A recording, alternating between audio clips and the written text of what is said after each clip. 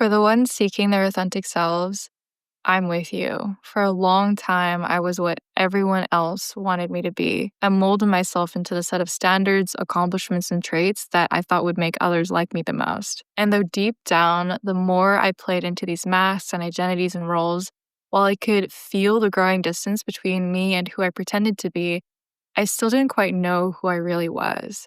So I'm so glad to be chatting with you in this safe space about this topic of authenticity that's been so close to my heart, because it's truly been one of the most challenging transformations I've ever had to face, but also the most worthwhile. I've experienced my fair share of trying to fit in boxes that felt safe, but that I really didn't belong in, whether that's, changing my outer persona to fit other people's opinions and expectations, not speaking my truth, or pursuing accomplishments and an image that looked good on the outside but felt totally empty and meaningless on the inside. And maybe the most painful part of it all has been navigating relationships and friendships, trying to feel loved and understood for who I really am, but then also at the same time feeling so afraid to show those parts of myself. So I'm both relieved and grateful to say that after many years of inner work, connecting with my spirituality and listening to my body, that no matter what I'm feeling, I can connect directly to that part of myself and understand exactly how she feels, what she needs, and how to support her. So I hope that by sharing the process that I went through, that you can understand yourself deeper and feel more free to show up authentically in your own life. First, what I wanted to say is that you can get to know yourself better by identifying how you feel. And that's both an emotional sense and also a physical sense. For me, the first step of not only this entire journey, but also every time I feel something, I have a sensation or feeling emotionally in my body that I want to understand so that I can act in alignment with my authenticity, I always go to this step. So the first step that I take is I identify how I feel. And it's really important to know and remember that how you feel is an accurate indication of your authentic self. That seems like common sense and might seem kind of simple, but actually who you really are, the closest indication of that we have is what we feel. Our bodies take in information about what's happening outside of us and give us internal signals and cues about what our true response and feeling to that is. And, I think it's often said that you can't trust your emotions and you shouldn't let your emotions run the show. The way that I'm using the term authenticity is that it encompasses all of you, including your emotions. Like, there are going to be times when your emotions tell you one thing, and even though that is not necessarily what you need to act on, it is still really important to feel that, honor it, and validate it. One of the biggest underlying reasons why we are disconnected from our emotions in the first place is because in the past, when we were younger, we all probably had experiences of being emotionally invalidated. Your emotional experience is valid and needs to be validated in order for you to feel safe feeling your authentic feelings and therefore feeling like your authentic self, right? And for some of us in the very beginning stages, it can be easier just to start with identifying what's not you. So all of the programming, the conditioning, the habits, the beliefs that we take on from our environment because we were taught that it was somehow better or safer, or maybe we just willingly adopted these things into our belief system. What have I taken in? What have I consumed from the outside? And just taking inventory, taking stock of what it is that you believe to be true about yourself and asking yourself, giving yourself the opportunity to either keep it or release it.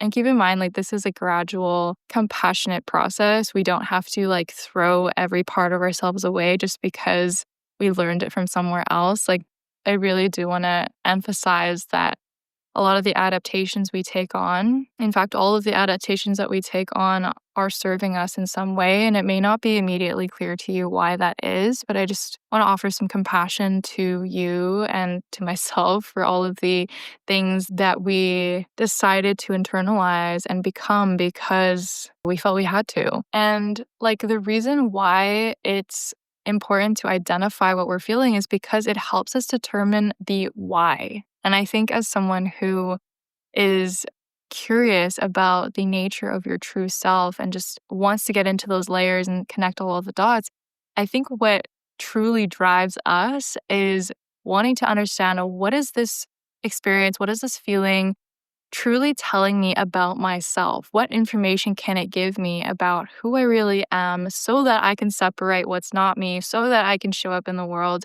in the way that feels most aligned with me, and so that I can just make sense of my inner world? And it really starts with just like identifying, like, what am I feeling? Is this an emotion? If so, what kind of emotion? Is this a sensation in my body? Is it tied to different emotions? And then once we identify that, the natural next question to ask would be, why? Why are we feeling this way? It's okay for the answer just to be, I'm feeling this way because I just am. That's a valid answer too. We don't always have to deconstruct all of our feelings, especially when it's coming from a place of wanting to find reasons to invalidate those feelings again. So just being aware and being mindful that when we ask why, it's from a place of wanting to understand and wanting to develop a deeper compassion for ourselves.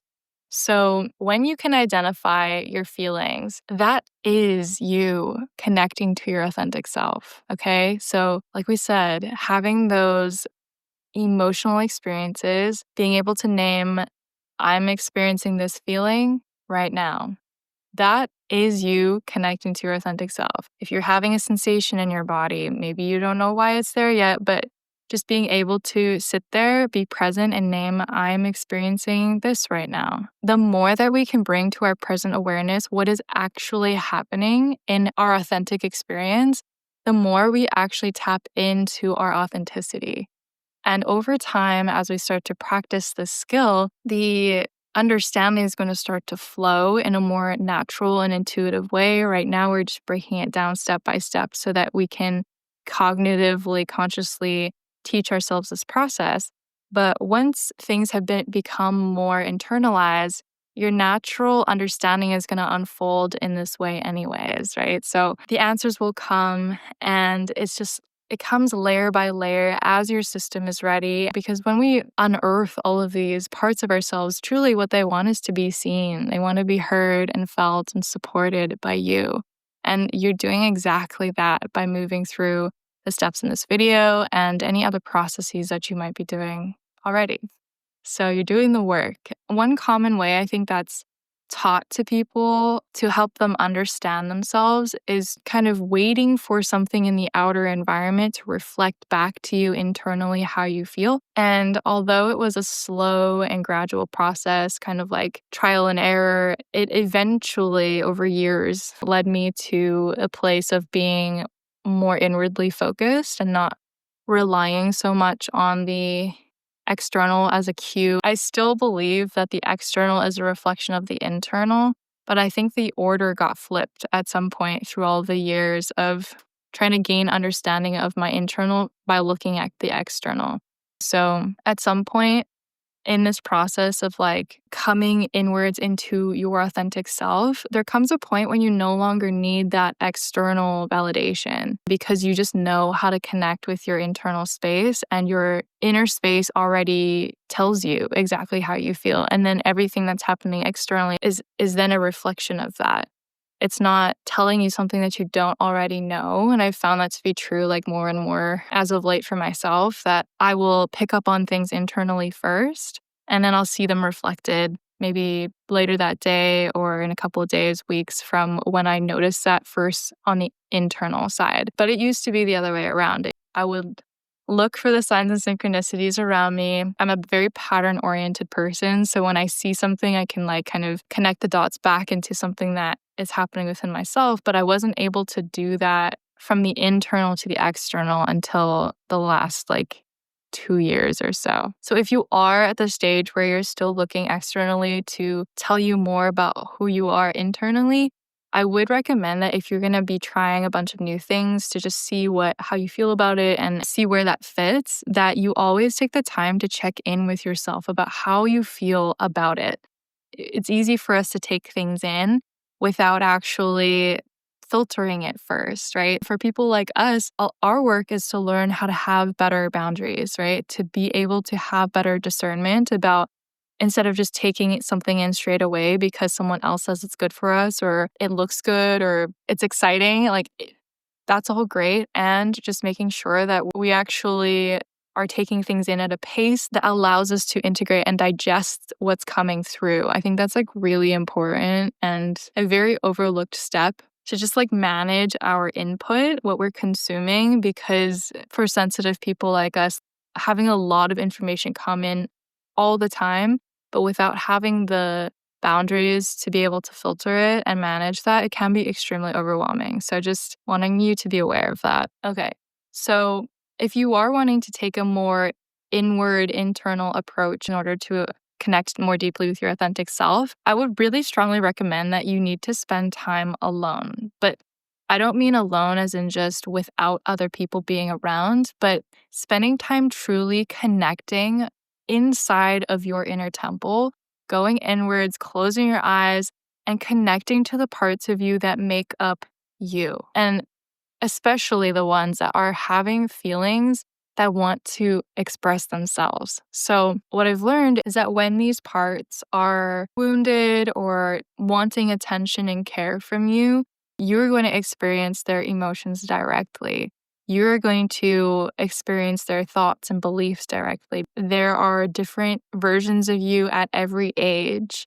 And those that have unhealed wounds and unprocessed trauma sort of get arrested in their development and just frozen almost in the exact frame of mind, frame of experience that they were in when the past pain or trauma happened to them. So even though it happened long ago, these parts of you are still acting as if those threats and that environment is still where they currently reside and experience.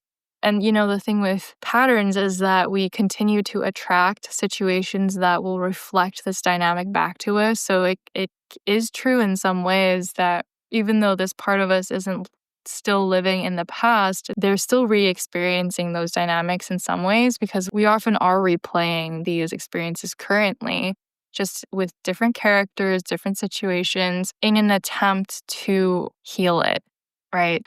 So while this can be extremely painful to be cycling around in these patterns, I also invite the perspective that each of them is an opportunity for healing too. And for me, it's been extremely healing and transformative to be able to connect with these different parts of myself by going inwards and making space for them, holding space so that they can feel seen and supported and unconditionally loved as much as possible. And it does take a little bit of time, but I remember the first time that I ever did a practice like this, I felt completely different. I felt safe. I felt at ease for the first time, maybe ever in my nervous system. If you aren't sure how to create this inner environment for yourself, I have a guided practice or 2 guided practices for you inside my Safe to Be You authenticity practices. I'm going to link that for you in the description box below in case you're wanting some help with that. Okay, so there's also a piece of advice out there that I just wanted to, caution you about at this stage when you're working on your authenticity. So the advice is commonly to show up as your dream self. Okay. I speak on this as well. This is a topic that I also have courses and coaching on, but because I have experience personally and professionally in both the healing and transformation space, I don't think this piece of advice really applies to every single moment of a person's authenticity journey. Because if you think about it, there's a fine line between honoring your authentic self just as you are and finding love, wholeness, acceptance, worthiness just in who you are right now versus constructing and almost chasing a version of yourself that doesn't yet exist at the expense of the versions of you who already do exist and still want your love and approval. You can see that if it's approached in the wrong order and also with the wrong intention, it can really cause women to get stuck because they want so badly to be over here, living their dream life, embodying their dream self. But then there's all of these different parts of their current selves that are still wanting to be held and loved on. So, my personal recommendation is always to build your foundation of self love and acceptance by doing the previous steps that we talked about in this video, which is identifying what you're feeling right now and holding space for that, acknowledging it, validating it, and not needing it to be any different than it is. Ultimately, that's what all parts of us want, to be loved and accepted authentically. And you can see why this is such a crucial step that naturally precedes moving on to a new, different version of you, because then you'd be leaving and abandoning these parts of yourself that still need your care. So there's a way to do it in which you bring it all with you, but just for the purposes of this video, as like the beginning stages of an authenticity journey, or even if you've been at it for some time, like, and still are experiencing emotional triggers and aren't sure why you're feeling what you're feeling, or you have sensations in your body that you leave you wondering, like, why am I experiencing this? Why am I feeling this?